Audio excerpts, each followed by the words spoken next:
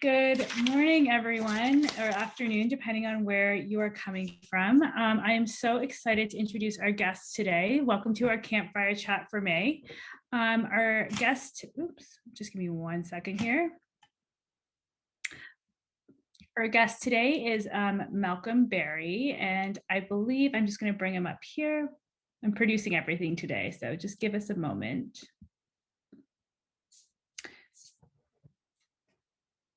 Wonderful. Hi, Malcolm. How are you? Great. Good morning, Serena. Good morning, everybody. Thank you so much for being with us today. I know it's one of your first CAGP events since being back. Well, I did Zoom into the conference a few weeks ago, so let's call this number 2. Okay, I can be second to the conference, no problem in that. But thank you so much for being here, and congratulations on the new position as President and CEO of the BC Children's Hospital. We're so happy to have you on this side of the border again. Well, I can't tell you how delighted I am to be home. Probably the only person happier might be my mom. I can tell you honestly, I think both of my kids are struggling as we come back up, not because we're here, but they're missing friends and all those normal things, but we're delighted to be here.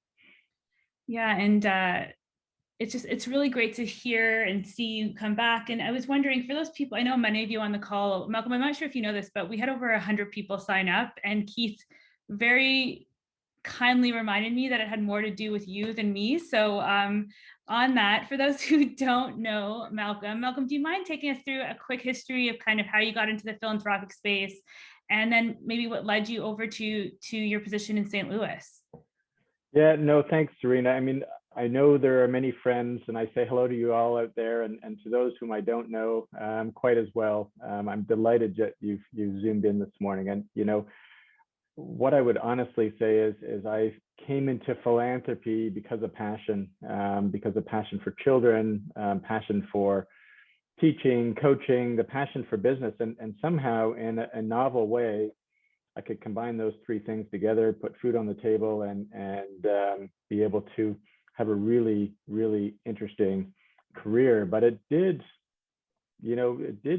just happen. I was a teacher. I was in the automotive business. I had a little wine consulting business that nurtured a passion of mine. And at the same time, I realized that after having a very transformational journey at the hospital for sick children with our first daughter, Paige, where she was battling a rare blood disease called hemophagocytic lymphohistiocytosis, that I wasn't nurturing my soul to the extent that I could. And many of you know that Paige lived her life at Sick Kids. She lived for 7 months. And I think the journey afforded us a couple of opportunities, or opportunities, privileges, really. I mean, one was to be a family together with Paige.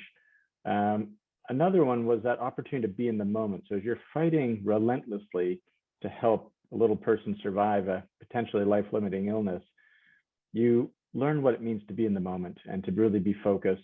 And we also had the opportunity to question, who were we? What did we value? How did we want to spend our limited time, resources, energy? And you learn that life is finite and nothing's for certain. And, fast forward, Paige, the best outcome for Paige was dying, which she did with dignity at Sick Kids.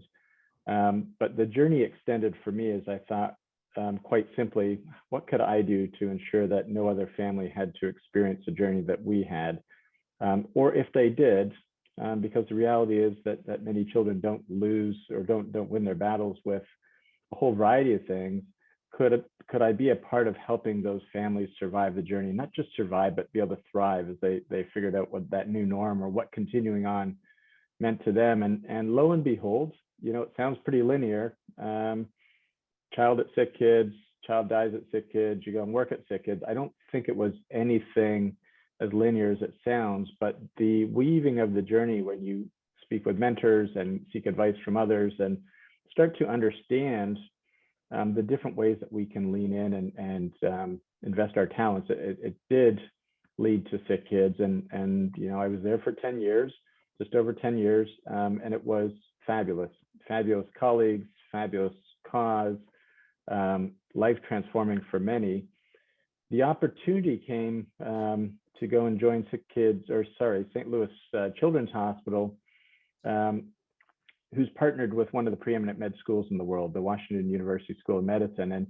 And the opportunity there was first and foremost an adventure in the truest of senses. So again, if I've got advice for anyone, be open to opportunity and adventure, even if it seems really wacky and there's a Trump administration you're going to align yourself with.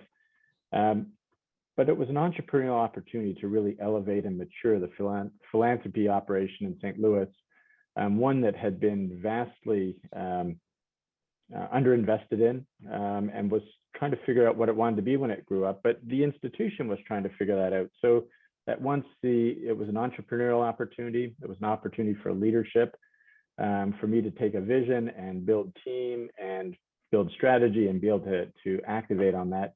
I think equally important, we value the different context, different city, different culture, different time, and all the gifts that would come with that for the family unit, and particularly the kids, Graham and Meredith. Meredith was 6 at the time, Graham was 9, so they were pretty young, but they were also transportable.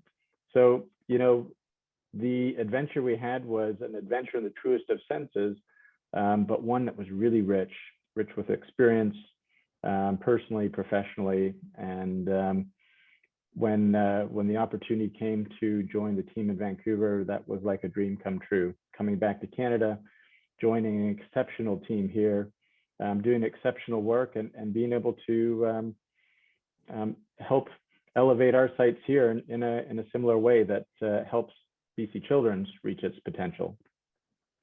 Thanks so much, Malcolm. And I think one of the things that I've always valued about having conversations with you is just the sheer vulnerability that you're willing to have about what led you here, and how that kind of drives your purpose as you navigate all the opportunities that you've had since then. But before we go any further, because I have a ton of questions, as anyone who knows me, I always do, I just wanted to ask what you were drinking today. I know that you are a little bit earlier in the day for you at 9 a.m., but I was wondering what was in your cup today. What's in my cup? Well, I'm probably wishing it was late enough in the day for an IPA or a Negroni, or maybe even a Sauvignon Blanc or rosé. But don't tell anybody. I'm still drinking coffee out of a Blues cup. Certainly don't tell anybody in Toronto. I know there's nobody in Toronto that'll hold that against me. But those Blues will win the cup again this year. But it's a very big coffee. Yeah, and if anyone knows me, they know how much I love a Negroni as well. And I had all the things ready to go for it, Malcolm, just to honor you, because we were going to have one. But then I got the notification that I'm getting vaccinated today. So I thought better be safe than sorry. So I've poured myself a lovely glass of grapefruit juice. Going to hope that it tastes like a mimosa. But cheers to you, Malcolm. And thank you so much for being a part of this today. I'm excited for this conversation. Yeah, cheers to you. So you talked about, how you went from sick kids to St. Louis, and now you're back with, in the hospital foundation with BC Children's Hospital. And I was just wondering, you've also played a really big role in the Canadian Association of Gift Planners prior to going down to St. Louis. And I know while you were in St. Louis, we had a few people asking you to come back and do some talks and chat about the experience. I want to ask you, the level of philanthropy, I'm assuming, is a little bit different, although people like to compare Canada to the United States. I know that there are nuances, and I think nothing has been more apparent over the last couple of years what those differences are.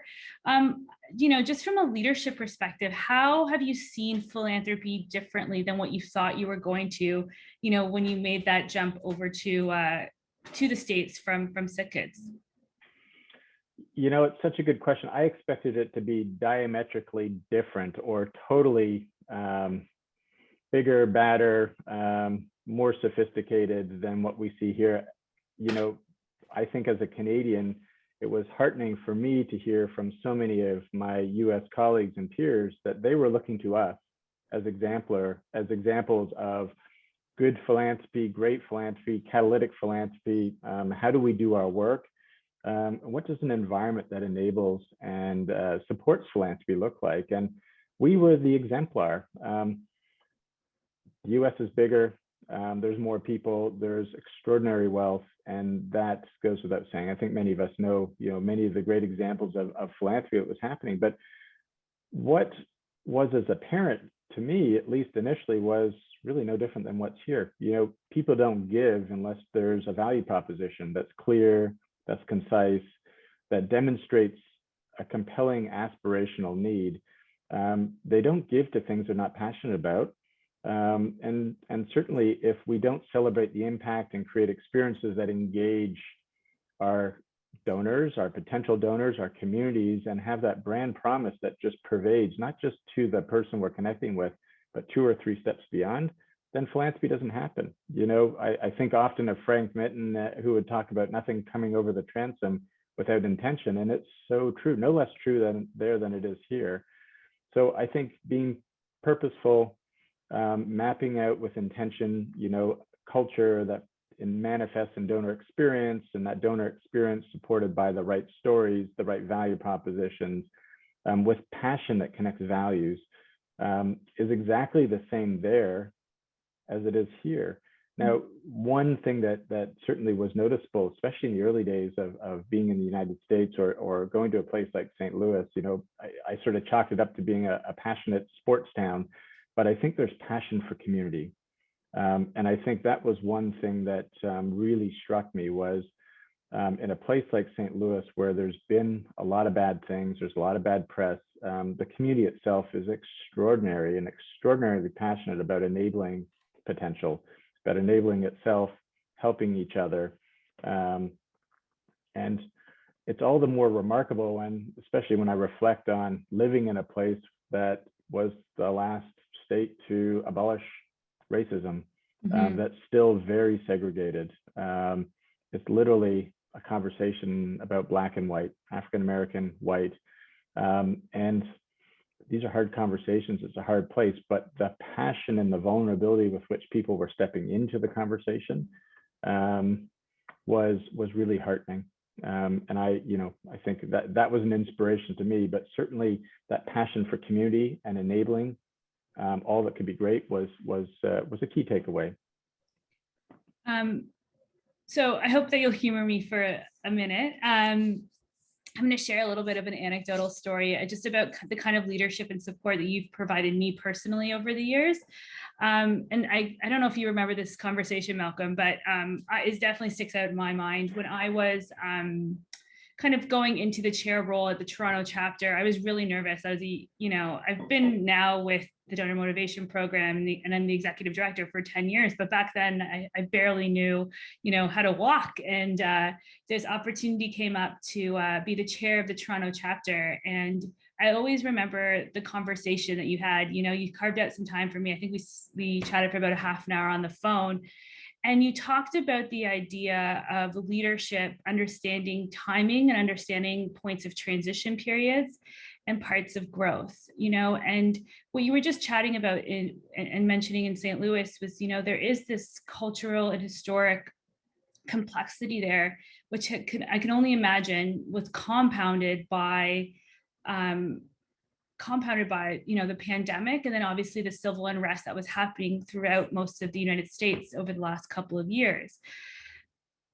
Being as purposeful as you are in leadership, and the more that I grow into any type of role, I understand that leadership doesn't happen. It's a conscious choice, and great leadership is a conscious, active learning experience at every turn.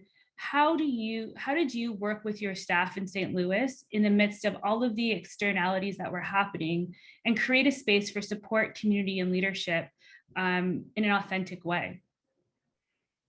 Man, that's a heavy question. I know, sorry, I had to get it out.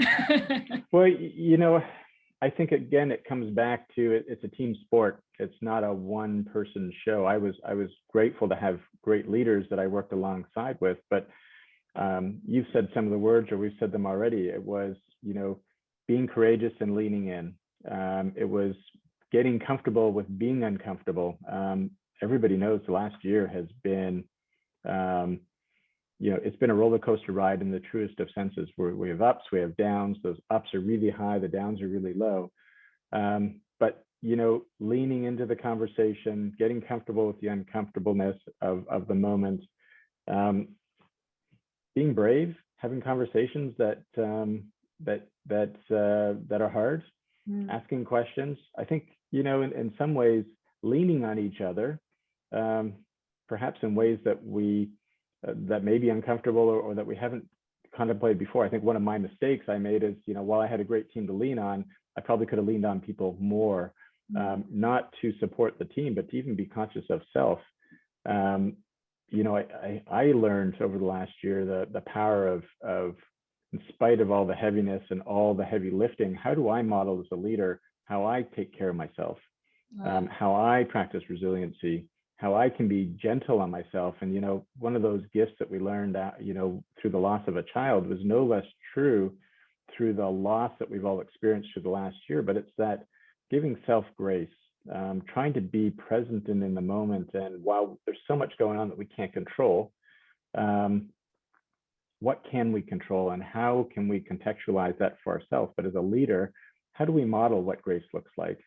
How can we provide the permissions, if required, to allow, whether it's a colleague who has young children who needs, to have, to work differently through the day, work differently so that it works for them, but at the same time ensure that they're not working, burning the candle at the proverbial both ends. Super trivial example perhaps, but having grace in the moment, so hard to do, but so vital to model. Yeah. Not least of which is to think about how are we not just surviving through the moment, because we're, the proverbial present is a present.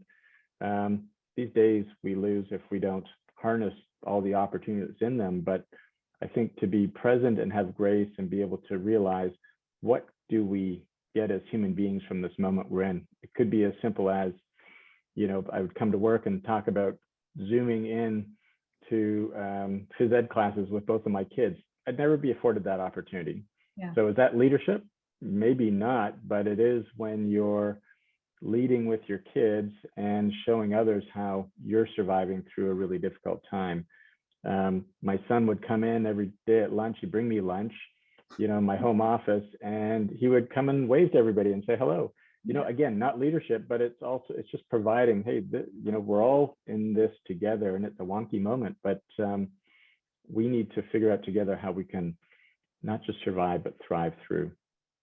Yeah, and I think, as I'm getting a few more gray hairs, I'm starting to understand that,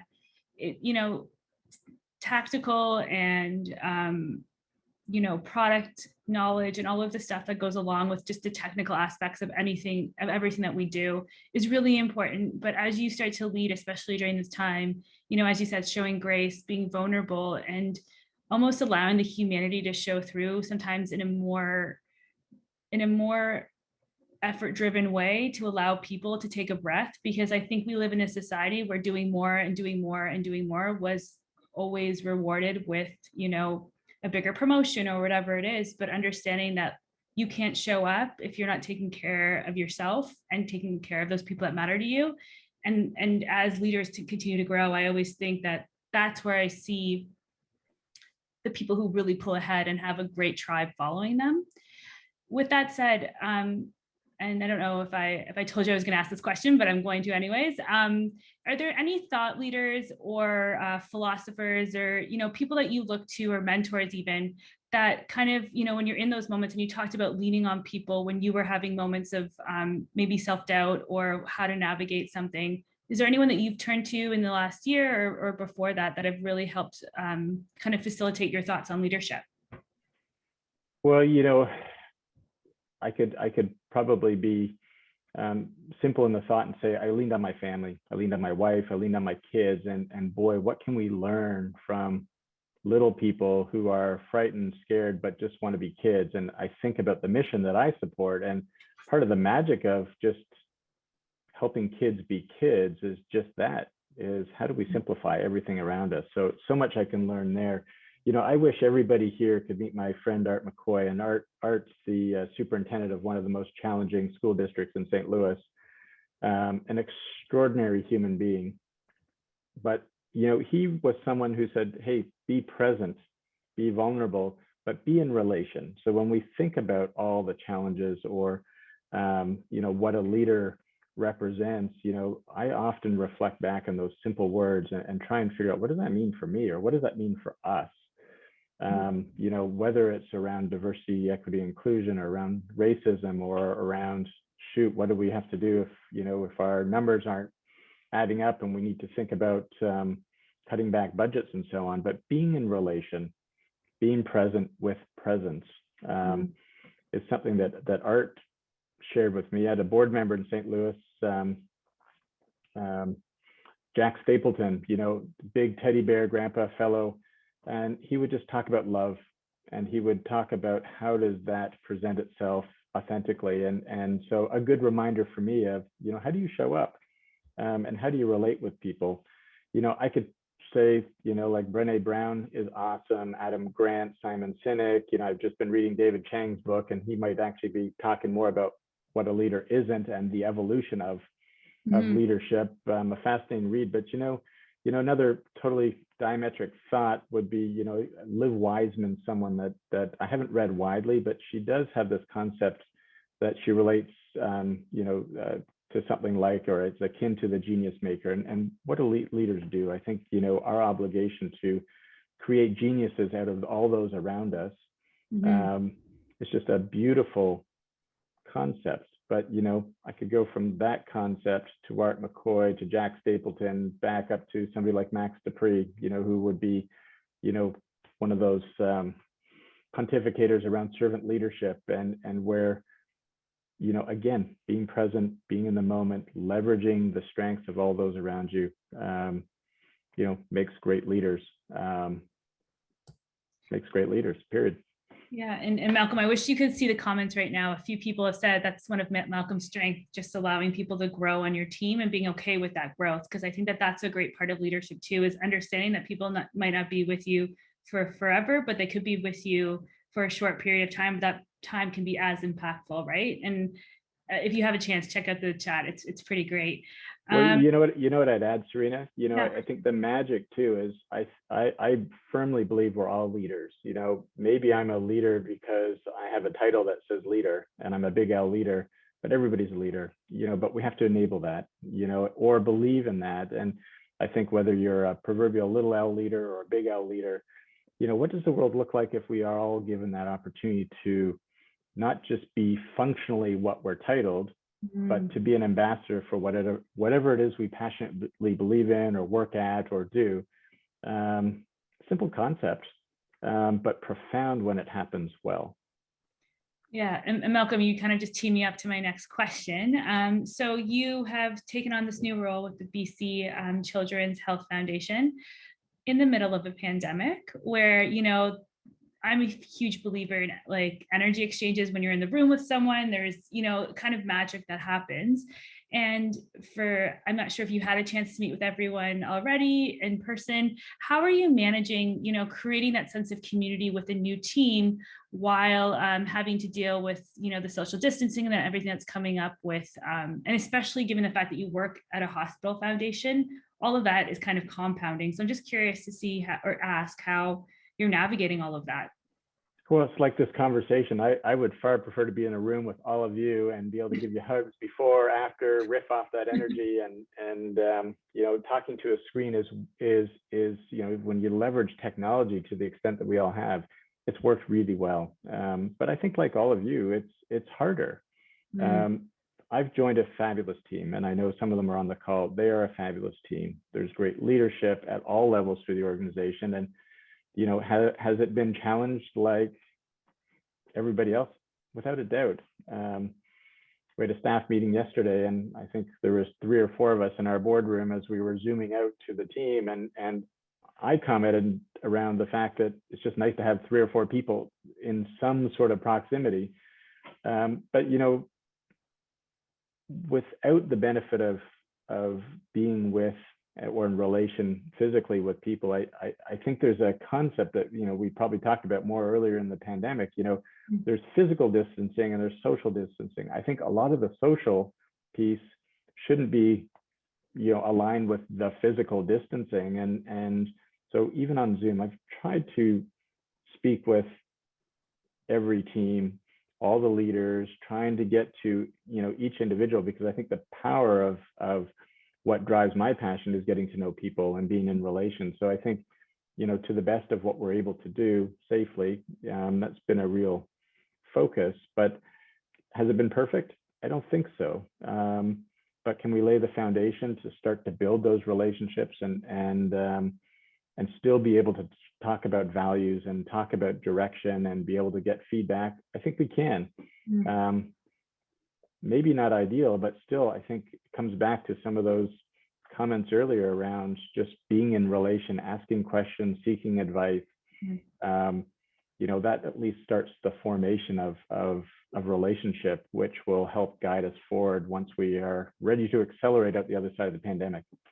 Yeah, and I think that evolution is always really interesting, right? Because I can think back to when this pandemic started. If I'm speaking for the Donor Motivation Program, as you know, Malcolm, we've worked together. Actually, you were one of my first charities that I've ever actually worked with the Donor Motivation Program, and it's an in-person session. And March 2020, that we didn't know if that could ever be done again, and here we are on webinars, and it's an evolutionary process. I'm going to shift gears a little bit, and I know that most people here are CAGP members, and I want to talk a little bit about, when we were prepping for this call, you said it was really cool to come back and see kind of where the CAGP is now compared to where you left it 4 years prior. Do you mind expanding on what is exciting about that and kind of your whole thought process on where we are today? I couldn't be prouder of where CAGP has evolved to. I think back, and I think of our good friend Paul Nazareth often, who would talk about all that he got as a beneficiary of this wonderful community. And I think that was what inspired me to get involved in the first place, and to get involved in Leave a Legacy, get involved on the board, get involved intentionally with the community. And I think that there has been an ability for us to think about who we are, what's important, become a voice that's very much a part of the landscape, and it's loud and it's heard, and where that community has continued to be fostered in a real true sense. I mean, couldn't be prouder of how it's evolved and how the leadership, or our leadership, has pervaded through other industries and continue to stretch out and broaden. Okay, so we have about 3 minutes left, and I really wanted to pose this question to you. So I'm going to say it as quickly as I can. You were at the conference, which was Challenge for Change for the National CAGP Conference, and we talked a lot about diversity, inclusion, equity in all its forms. How do you carry that with you? And maybe based on your experience in St. Louis and coming back here, how do you be mindful about that as you approach this new leadership position at BC? And I know that I'm not, and in no way am I saying that you don't have to be an expert in this, but just from your purview, I would love to hear it. And I know that I'm giving you 2 minutes, but here we go. Well, and I'm no expert in this, but I'm a human being like the rest of us. And I think, if I was to say quite simply that whether it's diversity or inclusion, or diversity, equity, inclusion, it's got to be a core competency that we all own. It's got to be a core competency personally. It's got to be a core competency from an organizational perspective. It, quite frankly, is probably the most important thing that we need to be focused on over the next decade. That's leaning in, having the conversation, acting, not just talking or listening, but understanding what our perspective is, and not just thinking about black and white, or thinking of it in colors or simplicity, but in the broadest of senses. The strength of what we can do together is as a collective, and if there's an observation from my time in the United States, a divisive conversation that's right or wrong is going to be zero sum and isn't going to get us to our potential. If we, in a contrary sense, think about diversity as a strength, and how do we leverage that so that whether it's a shift in power, whether it's acknowledging that we're racist and what does that mean, whether it means how do we look, act, and competently serve all those that we do serve or wish to serve. Pretty deep, heady questions, but that speaks to how we can, I think, not just survive through this moment, this heady moment, but really thrive well into the future. And I think, as a parting thought, that, how do we go about this? I think, and maybe even challenging yourself if you're listening to this, is just saying, what can you do and how can you have those conversations in a way that will lead you to some of those answers? I knew we were going to need a part 2, Malcolm. I knew it. 30 minutes goes by way too fast. But from the bottom of my heart, it's such a pleasure to see you again. Pleasure to have you back. I'm sure that when we can all meet together in Halifax, you'll be there and you'll get your hugs that you said. But again, I really appreciate you taking the time today. Just so everyone knows, our next Campfire Chat is happening on June 17th with the CAJP's fearless leader, Ruth McKenzie, who I know is already thinking about her next cocktail, and Keith, who I know gave you some really great laces, Malcolm, so you might want to wear them to that chat. Well, I have Keith's Thompson laces in my nice brown boots that I wore at my last CAJP conference in Vancouver, and I still get more comments about those laces, Keith. So I will never take those out of my boots. Serena, thank you so much for having me. Thank you, Malcolm. Wonderful to see everybody. Thank you, everyone, for joining. Have a great one. Take care.